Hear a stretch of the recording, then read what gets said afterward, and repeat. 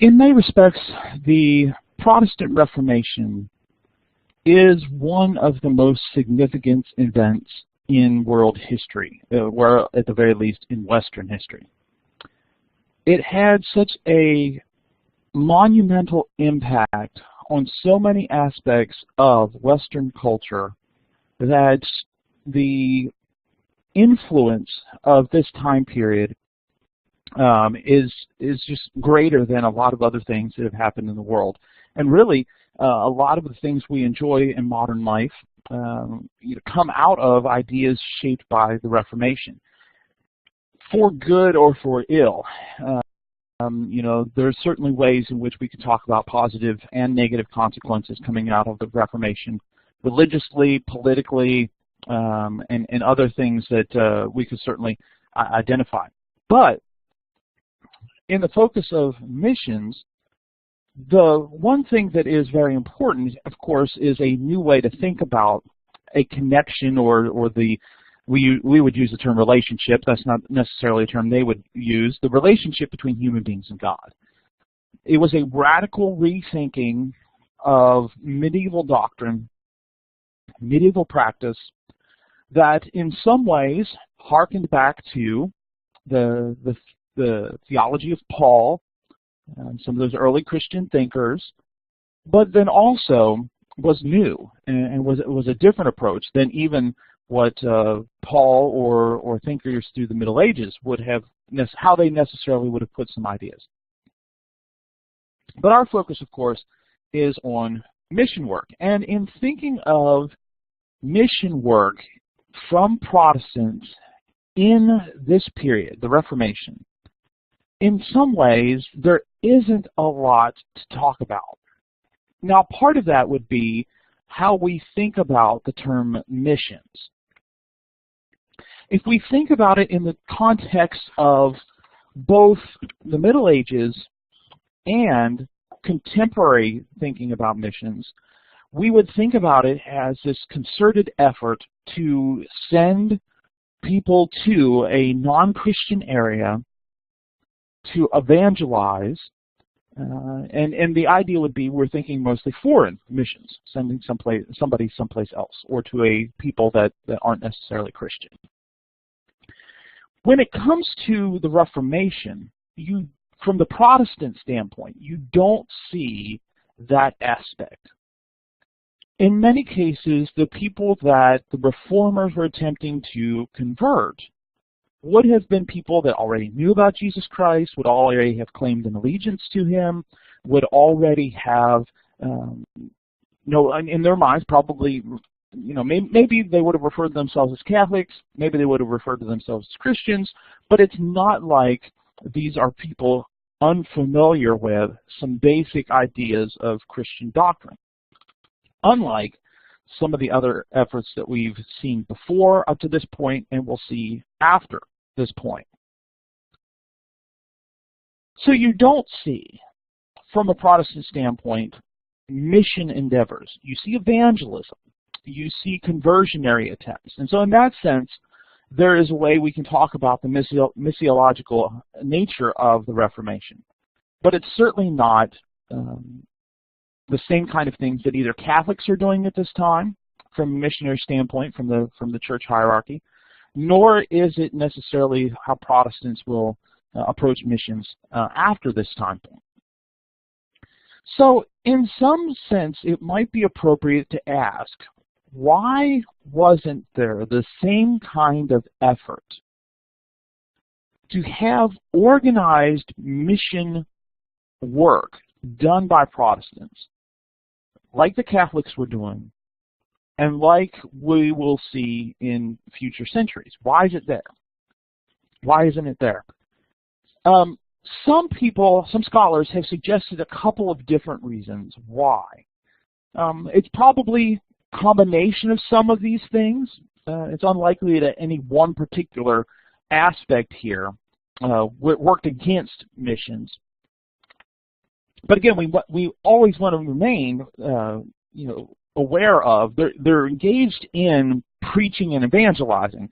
It's just not what we think of when we talk about like organized mission efforts. So why didn't they? Why don't we see that in the Reformation? Well, some people have suggested that part of it had to do with the rejection of monasticism, or in specific, or just in general, the devoted religious life. A lot of the missionaries in Catholicism throughout the Middle Ages were people who had adopted the monastic life. Right? So it's the Franciscans, it's the Dominicans, it's later the Jesuits. Right? People who have taken certain vows that they are going to, kind of renounce secular life to devote themselves fully to God. And these are the people who are engaging in missionary work. So rejecting monasticism meant that there wasn't an organization within Protestantism that was tasked with or equipped to do mission work. Now, when you think about all of the people that we've talked about over the past several sessions, these Catholic monastics, a lot of them were interested in creating monasteries with the purpose of training missionaries. Now, there's some of that in Protestantism in these early decades. But there's not the same kind of effort, and there's not the same kind of organization like the monastic houses of medieval Catholicism. Now, from a Protestant standpoint, there were good reasons to reject monasticism. A lot of it had to do with the relationship between faith and works. So a lot of ways people talked about the monastic life was through the idea that these works were kind of earning merit in God's eyes. Well, when you start arguing justification by faith, justification by grace, there is that kind of hesitancy to be open to this notion that, there's something meritorious about religious devotion through separation from the world, celibacy, vows of poverty, etc.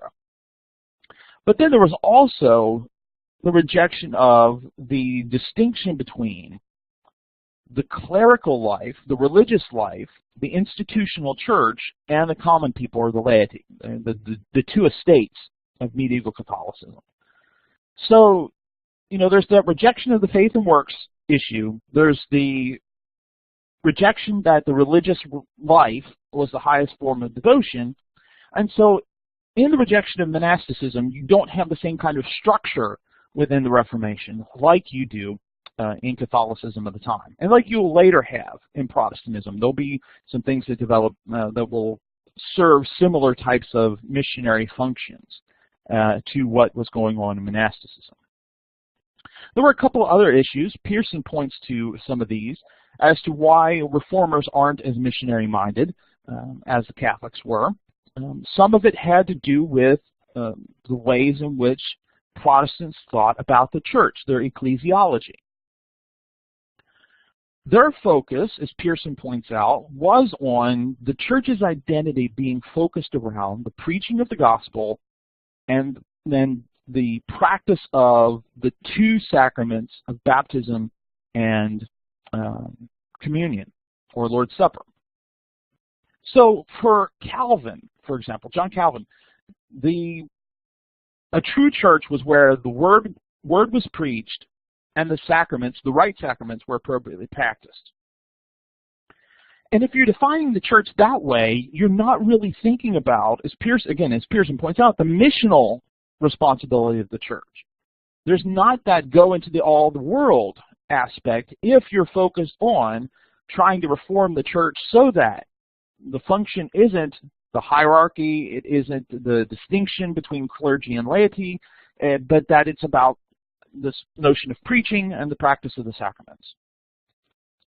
A third suggestion for why Protestants were not as missional-minded at the time is that Protestants are just getting started, and they faced a lot of opposition. Now, sometimes that opposition is, yes, just kind of a rejection. It's a separation between families. It might be, you're marginalized in your community, your village. Sometimes it was violent. The wars of religion that take place in Europe in the 1500s and beginning in the 1600s, were ways in which there was a constant attempt for Protestants to struggle to survive as a religious group, sometimes just to, bring in members, sometimes because there was warfare that was taking place. I don't want to make it sound like the Catholics were the only antagonists in that. Sometimes it was Catholics, sometimes Protestants were the antagonists against Catholics. So, there's both. Neither side is completely innocent in this. But the fact that it's this focus on trying to survive, exist, get founded, get spreading, this has the effect of having less concern with going into all the world, because you're just trying to make it. A fourth aspect of this is that in many of the Protestant countries, there isn't the involvement in sea travel like the Catholic countries at the time. Spain and Portugal were much more advanced than England, Denmark, other places that are developing into Protestant countries. So while transportation through Europe is fine, transportation to any place that isn't shaped by Catholicism or being shaped by Protestantism, that's not as advantageous or not as easy for Protestants as it was for Catholics. And so to go somewhere else, right, to travel to the Americas or to even travel to Africa, there isn't the same opportunities at this time as there is for Catholic countries. Now, gradually that'll change. Right? England will become involved in the overseas business. Denmark will as well, and some other Protestant countries. But in these early decades, you don't have the ability to transport missionaries like some of these Catholic countries would. And then finally, one of the other suggestions that people have made as to how or why there isn't as much of an emphasis on the missionary impulse has to do with the development of Protestantism. In the second and third generation of Protestants, especially into the later 16th, early 17th century, there was more focus and more effort made to specifically lay out the doctrines of Protestantism than there is in spreading the gospel. Now, there's still preaching, there's still the concern for preaching, but there isn't the same kind of focus on converting the masses, converting the non-Christian, converting people that are not already influenced by Christianity. Yeah, there's the debates between Protestants and Catholics, there's the attempt to convert Catholics, but Protestants were so focused on trying to understand Luther's doctrines and teachings, Calvin's doctrines and teachings, things like predestination, justification by faith, and really trying to work all of those things out. And that led to a focus on the intellectual experience, the intellectual development of Protestantism, and not any sort of missional activity. Again, still done if we understand it a certain way, but not anywhere to the extent of what's going on in Catholicism at the time, what we'll see in later Protestantism. Having said that, let's take a look at some things related to how first Luther looked at mission work, and then secondly how Calvin looked at mission work. Luther and others shaped by him were adamant that the preaching of the gospel was central to the Christian life. Now, some of that, of course, is focused on the preaching of the gospel in churches to the converted, to those that are already Christians. But it also is preaching the gospel to those that need to hear the gospel. Now, for some aspects, in Luther, that would be some Catholics. So there would be, to some extent, missionally focused. But preaching the gospel was the primary focus of spreading the Reformation. And for Luther, each Christian had the duty to spread and teach the gospel. It wasn't something that that could be left to a specific class of people. Yes, again, Luther believed in a professional ministry, but there wasn't to be a distinction before God between the clergy and the laity. So there is a sense that all Christians, in Luther's way of thinking, are missionaries, both in teaching, but also in benevolent acts towards one's neighbor. That there's an expectation that you're going to love your neighbor as yourself, and in that way, that too is missionally minded. That's in a sense where Luther's notion of vocation comes in. Right? So God gives everyone certain gifts, at least a gift, if not multiple gifts, and these gifts are for the spreading of the gospel. They are for the person that needs to hear the gospel. It is for the neighbor that needs the care and the concern and love. But the vocation and the calling of what you're called to do, whether that's as a minister or a pastor, or whether that's as a street sweeper, there is something missionally focused about vocation and the need to spread the gospel through your words and your actions. But ultimately, the response to preaching of the gospel is based on God's action.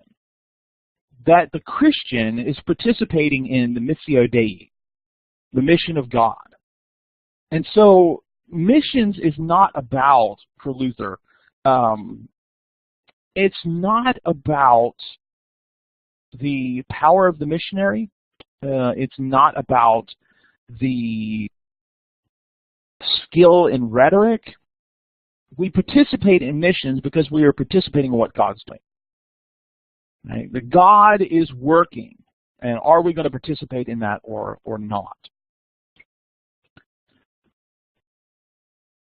And part of the way that Luther participates in this is through education.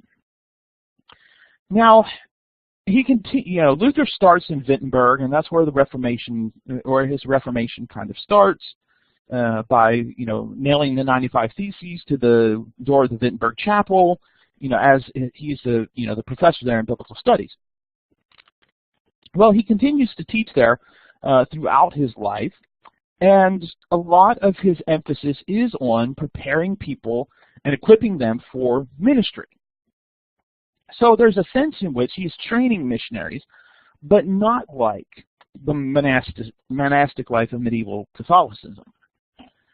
But Luther's goal is mentor these students, help them to find places to preach after they've completed their studies, and find, and encourage them to be preaching the gospel predominantly, again, to people that have heard, people that are acquainted with it, but converting people from Catholicism. Well, many students come to Wittenberg as the Reformation spreads. It's not just people there in the Holy Roman Empire, what we call Germany. People are coming from other places, being educated at Wittenberg, and then going out, often back to their own countries, sometimes to other places, to share these views, in engaging in a type of missionary action. And that leads to this expansion that takes place of the ways of the things that Luther is talking about.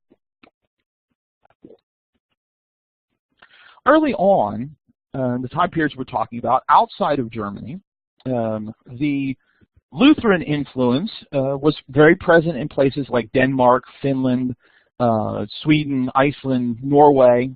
In 1523, for example, Frederick I becomes king of Denmark, and he had encountered Luther's teachings, and he had been influenced by Luther. Now, when he becomes king, he has to promise to stamp out the Lutherans, But instead of actually doing that, instead of fulfilling this oath or vow that he takes, he actually promotes Lutheranism. In 1526, so just a few years later, there is a school to train Protestant preachers in a city in the country of Denmark. Frederick was also involved in the closing of monasteries, again, kind of decreasing of Catholic influence, a promotion of Lutheran influence. In other cities, Protestant preachers were involved in translating a Danish New Testament. It's completed in 1524. The full Bible would be completed in 1550. There are others creating other theological literature. A hymnal is developed as well. And that's a thing that we'll see throughout many of these countries, is that the ways in which people are expanding or evangelizing is putting literature, including the Bible, in the common language and developing hymns in the common language that emphasize Protestant theology. So on one hand, you have Denmark. In Sweden, Lutheranism came to Sweden from a graduate of Wittenberg, a man named Nicholas Stecker. He comes to Sweden in 1524. There's some presence before that, but Stecker is kind of like the first minister of Lutheranism. Other Wittenberg graduates came as well. The group is partly successful due to the king of Sweden, a man named Gustav Vasa. He brings some of these people to Sweden and puts them in prominent places in his court and other prominent positions in the government. And so that also kind of legitimates Protestantism, particularly the Lutheran variety. Swedish Lutheran Church was established in 1527. A New Testament in Swedish was also published in 1527. The Old Testament would be published in 1536. Swedish hymnal followed soon after, but in Sweden especially, you do see a lot of conflicts between Catholics and Protestants. Lutheranism makes its way into Finland largely because of the region being in control of Sweden. So as Sweden becomes Protestant, that carries over into Finland, and the Swedish church, the Swedish got rid of the Catholic Church and emphasized this vernacular or preaching in the common language. A Finnish New Testament was published in 1548. It was, again, a student from Wittenberg responsible for that, but a Finnish hymnal wasn't published until 1583. Iceland was under the control of Denmark, and so Protestantism eventually extends to Iceland because of Denmark. There's more conflict between Protestant and Catholics there as well, but it's the preaching of Protestantism, it's the hymn writing, those are the things that are influential. An Icelandic New Testament was published in Denmark in 1540, and the full translation doesn't complete until 1584. Norway was also under Danish control. They try, Norway, very Catholic, they try to get concessions from Frederick to allow them to remain Catholic. So yes, Denmark has gone Protestant, but Norway wants to remain Catholic. Well, there's kind of some exception to this at first, but Lutherans start traveling to Norway. When Frederick's son Christian III becomes king, he declares Norway to be Lutheran in the year 1537. So, while it starts off with, we'll let you be Catholic, there's these steps to take to make Norway Lutheran. The spread, however, in Norway is a lot slower. Some of that is due to Norway not having printing presses or access to printing presses. And it's not until the 1600s that printing presses start arriving in Norway. And so that limits the spread of Lutheranism. And so once the printing press is in Norway, Lutheranism begins to increase because the ability to make copies and promote some of these ideas beyond just the preaching.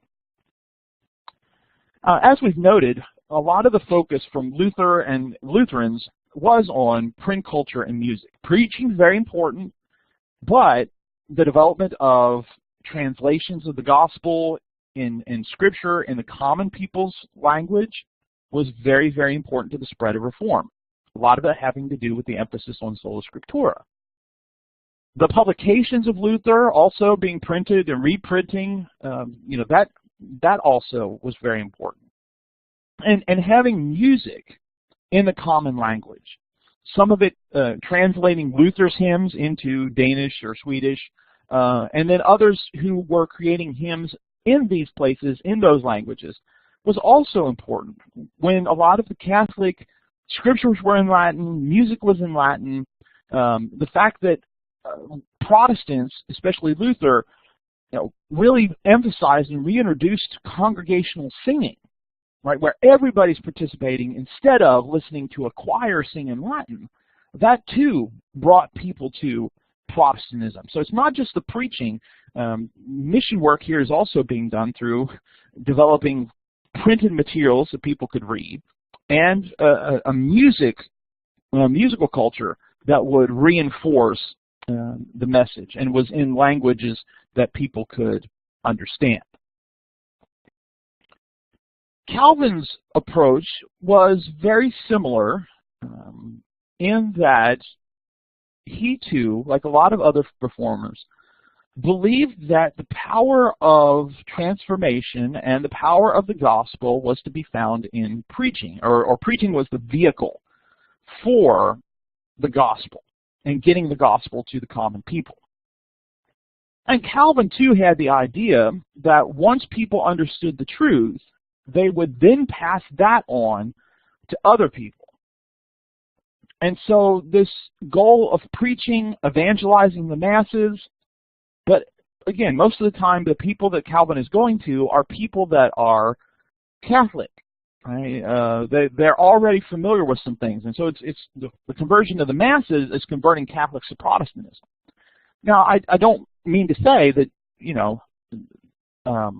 to give the impression that I believe Catholicism is an equal form of Christianity.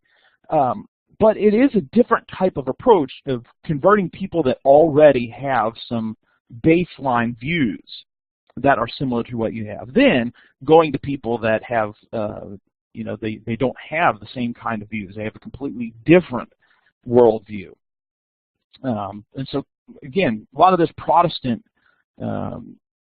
evangelistic enterprise is to people that are Catholic. Also, like Luther, part of Calvin's missionary plan involved education. He will create an academy in Geneva. And part of the academy, the focus was educating children, but also preparing young men for ministry. When the academy was founded, they had 162 students. Most of those students were French, a lot of them exiles from France because of the persecution of French Protestants. But over the next years, the number of students in the academy would grow substantially. And people would be coming from a variety of countries, again, many of them refugees escaping persecution, and would get greater training under Calvin and others there at the academy. The focus of the training was on preparing people for the ministry. But people could also be trained for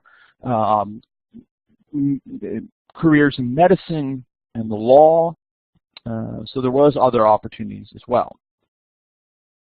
And just like in Wittenberg, students came, learned from Calvin's teachings, and then went back to their homelands. And again, a lot of them are prepared to be ministers, and so they're establishing churches, they're preaching, etc. Calvin is also writing and preaching, and that's helping spread his message, just like Luther. In some sense, Calvin would have said evangelism is participating in the work of God, right? With his notions of predestination and the elect and how people are converted through the activity of God. he would have agreed with some things that Luther would have said about a theology of missions. But he puts it slightly different, that instead of emphasizing the Missio Dei, the focus for Calvin is missions are done to proclaim and promote God's glory. That by promoting God's glory, promoting the Lordship of Christ, whether someone is predestined to election and salvation or not, you are still announcing to them that Christ is Lord. And these ideas that he's promoting, both these grand ideas of God's glory, the Lordship of Christ, and simple things like conversion.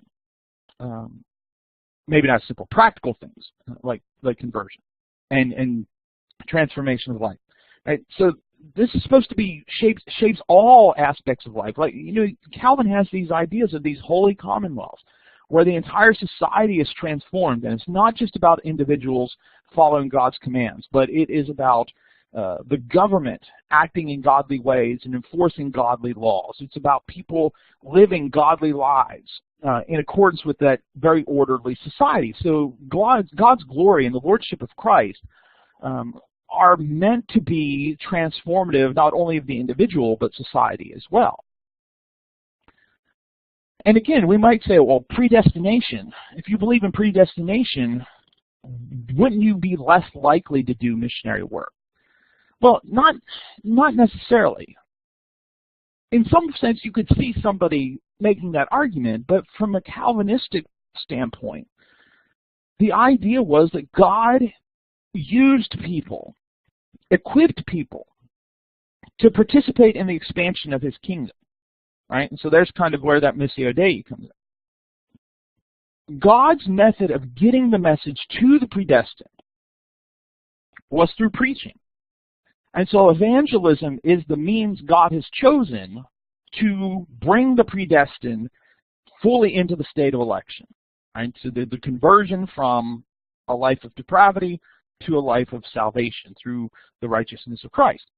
So essentially this is, you know, God's using people, so people need to do mission work because that's how God wants it done. But on the other hand, evangelism was also an expression of your gratitude to God for your salvation. So if you're one of the elect, an expression of how you're thankful to God for salvation is to preach the message to others. And then finally, it should be done because God commanded it to be done. All right, so, you know, in many respects, Calvin doesn't have a escape hatch for people to say, oh, I don't have to be involved in evangelism because God has already chosen who's going to be saved and who's going to be lost. No, he commanded it to be done, so it needs to be done. It's his way in which he's bringing about salvation, so it's got to be done. And it expresses how grateful we are to what God has done for us. And so all of those things fit into this notion of, you know, missions being about promoting God's glory. One of Calvin's particular places of concern was France, where he was born. And so many of the people that came to the Academy in Geneva were French, and many of them went back to France to spread the message of Reformation.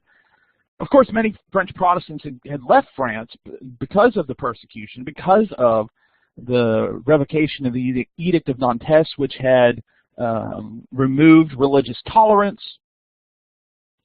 Some of those went other places. Some of them went to Geneva, where they were trained by Calvin, and the Academy went back to France.